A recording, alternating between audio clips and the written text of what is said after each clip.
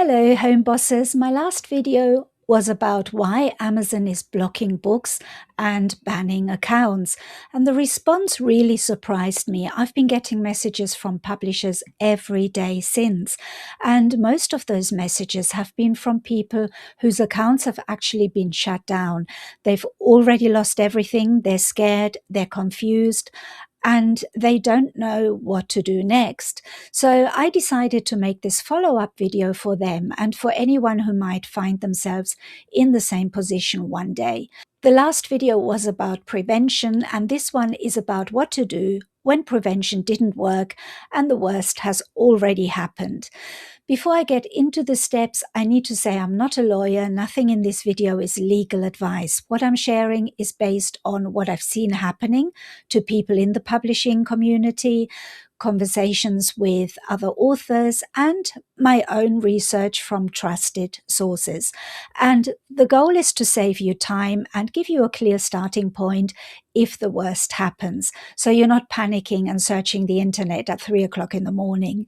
If your situation is serious, please do speak to a lawyer or to one of the author organizations I'll mention later. They're the people qualified to give you proper advice. Right, let's get into it. Step 1 is stop, breathe, and do not reply yet. The biggest mistake I see publishers make is replying to that termination email within 5 minutes. And it's understandable. People panic, and the next thing you know, they've sent a long emotional message demanding to speak to a manager or threatening legal action.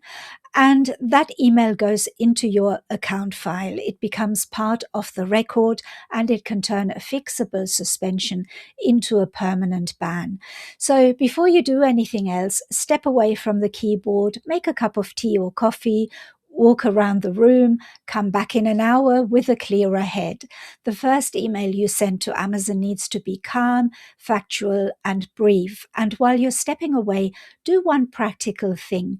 Keep everything, screenshots of your dashboard, the termination email, any previous emails from Amazon, your book ranks, your sales reports. Don't delete anything, even from your trash folder. You may need all of that later. And step 2 is diagnose the real root cause. Amazon's termination emails are vague on purpose. They usually mention a terms of service violation without telling you which one. So you have to play detective. Sit down with a notebook and audit your recent actions honestly. Here are the most common triggers, and you need to be brutally honest with yourself about each one. First of all, multiple accounts. Did you open a second KDP account, even by accident? Amazon enforces a strict one account per person rule, and they track names, addresses, bank details, and IP addresses to spot anyone who has more than one. The other one is review manipulation. Did you put anything in the back of your book asking readers to leave a review, especially with any kind of incentive? You can ask people to leave a review, but you can't ask them to leave a review in return for something. So did friends and family leave reviews that Amazon might trace back to you? Did you swap reviews with another author? Amazon takes this very seriously. And copyright or trademark issues. Did you or your cover designer use any stock art that wasn't properly licensed? Did you use a trademarked name, character, or brand anywhere in your book or marketing? And then there are quality or AI flags. Did you upload books that might trigger Amazon's quality systems? Repetitive text, bad formatting, or AI-generated content without proper disclosure? Did you upload several similar books quickly? You need to know which of these is the most likely cause before you write your appeal, because the appeal must address the specific issue. An appeal where you just say, "Oh, I'm sorry, I don't know what I did wrong," that never works. And step 3, structure your appeal like a plan of action. This is the part that makes the biggest difference, and most people get it wrong. Amazon's content review team doesn't want apologies, explanations, or pleas. They want to see that you understand the rule you broke, that you've already fixed the problem, and that you have a system in place to stop it happening again. They call this a plan of action. A strong appeal has 3 clear parts. Part 1 is the root cause. Acknowledge the issue clearly. Something like, I realize now that my back matter request for reviews didn't follow Amazon's guidelines on neutrality. No excuses, no blaming the bots, just a clear statement that you understand what was wrong. Part 2 is the immediate fix. State exactly what you've already done to fix it, not what you're planning to do, what you have already done. For example, I have updated the manuscript files for all my titles to remove this language. So if you have evidence, attach it as a PDF. And part 3 is the preventive measures. Explain how you'll make sure this never happens again. For example, going forward, I will only use the phrase, thank you for reading, and I have reread the KDP content guidelines to make sure all my future books are compliant.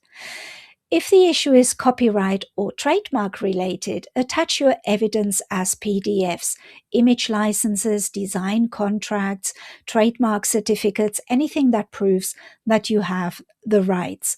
Keep the whole appeal under 500 words and be polite, be specific.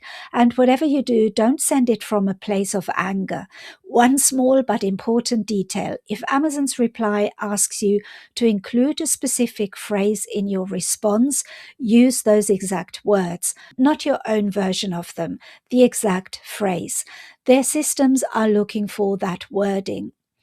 And step 4 is escalate if the first appeal fails.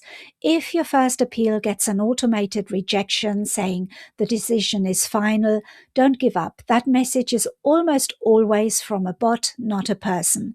And the next step is to escalate. You have a few options here.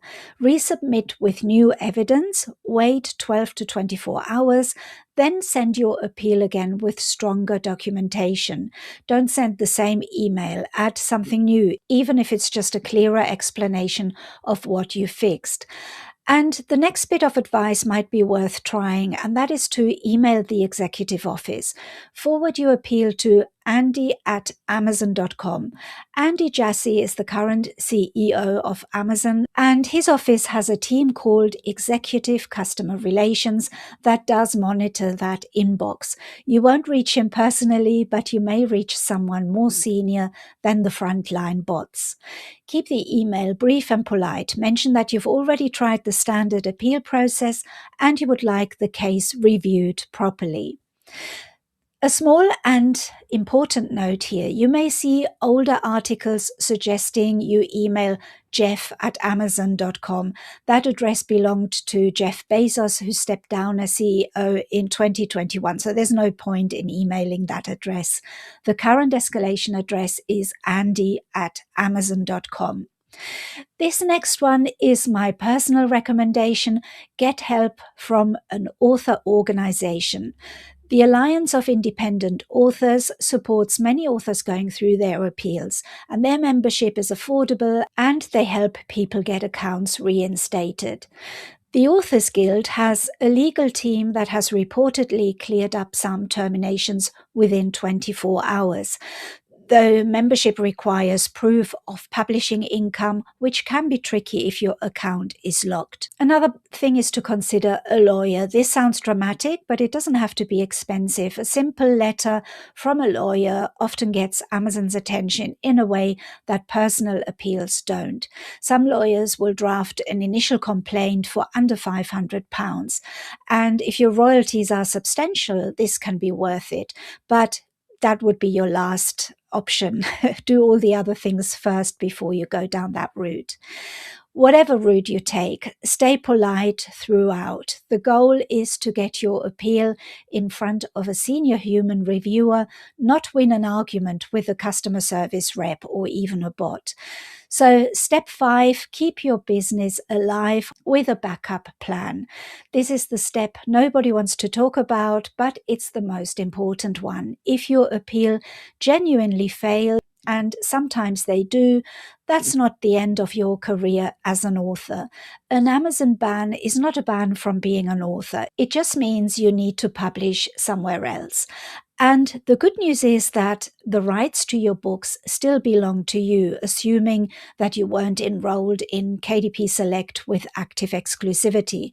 So in theory, you can take your catalog somewhere else. But there's an important distinction to make here because the options are very different depending on the kind of books that you publish. For full content books, including fiction, non-fiction, and children's books, there are good alternatives. You can use aggregators like Draft to Digital, which lets you upload your ebooks once and distribute them to multiple platforms. Ingram Spark is excellent for paperbacks and gives you a much wider distribution to bookshops and libraries than Amazon offers.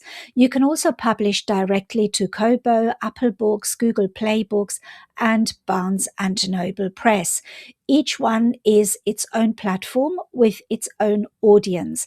And there's actually an interesting irony here because books distributed through Ingram Spark or Draft to Digital often still end up listed for sale on Amazon, even if your direct KDP account is closed, because the book gets listed through the aggregator rather than your account. So in some cases, you can still reach Amazon customers, just not through KDP directly. For low content books, the situation is genuinely harder. Most of the aggregators and traditional alternatives like Ingram Spark don't accept low content books. Journals, planners, coloring books, and notebooks largely depend on the Amazon ecosystem and on KDP's print-on-demand model in particular. So there aren't many like-for-like replacements for what KDP offers low content publishers. And if you're a low content publisher and your account is shut down, you have a few options, but none of them are simple. Etsy can work for some types of printable products. Selling directly through Shopify is possible, but you need to handle printing yourself or work with a print-on-demand partner that fulfills orders for you, which is a very different business model from what most low-content publishers are used to. There is always Lulu, and Lulu does accept some low-content book types, but it's not as well established as KDP for this market. I'm not going to pretend there's an easy answer here. There isn't. The honest truth for low-content creators is that prevention matters even more because the recovery options are limited.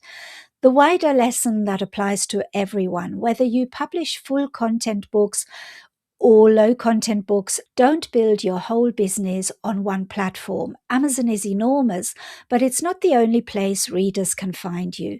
The publishers who survive an Amazon problem are always the ones who already had a presence somewhere else, an email list, a website, a social media following, or distribution on other stores. Build that audience now while everything is fine, not later when you need it. So for low content publishers especially, that audience and email list might be the most valuable asset you have if Amazon ever becomes a problem. Most KDP issues are recoverable. A blocked book is usually fixable. A suspended account can often be reinstated with a careful appeal. And even in the worst case, where an account is permanently terminated, your career as an author continues, especially if you write fiction or non-fiction. The publishers who get into real trouble are the ones who panic, send angry emails, open second accounts, or who give up too quickly. The ones who recover are the ones who stay calm, follow the process, and treat the appeal like a business document rather than a personal crisis. So if you haven't watched my previous video on why books get blocked and accounts get banned, please do. I will link it after this video so you can see it. And the free pre-publishing checklist that goes with it is the best protection you can have. Run through it before every upload. I'll leave a link to it below in the description as well. I've also put together a more detailed resource that walks you through the steps in this video with sample appeal letters and a checklist for the first 24 hours. The link is in the description and it's free to download. My friend Keith Wheeler also has a very helpful resource if you want the full step-by-step guidance. He has created a tool that generates professional copy-paste ready replies tailored to your exact situation. I'm not an affiliate for this, but I just think it's a really helpful tool. So take a look at the link under the video. And just a quick reminder as well, this isn't something that happens often. I don't want you to think negatively after watching this video. It's just my way of giving guidance for those that have told me it has happened to them, and in case it happens to anyone else. And there are things that you can do, and I've researched as much as I can to provide you with a summary of what I've found. So take care of yourself, take care of your business, and I'll see you in the next video. Bye for now.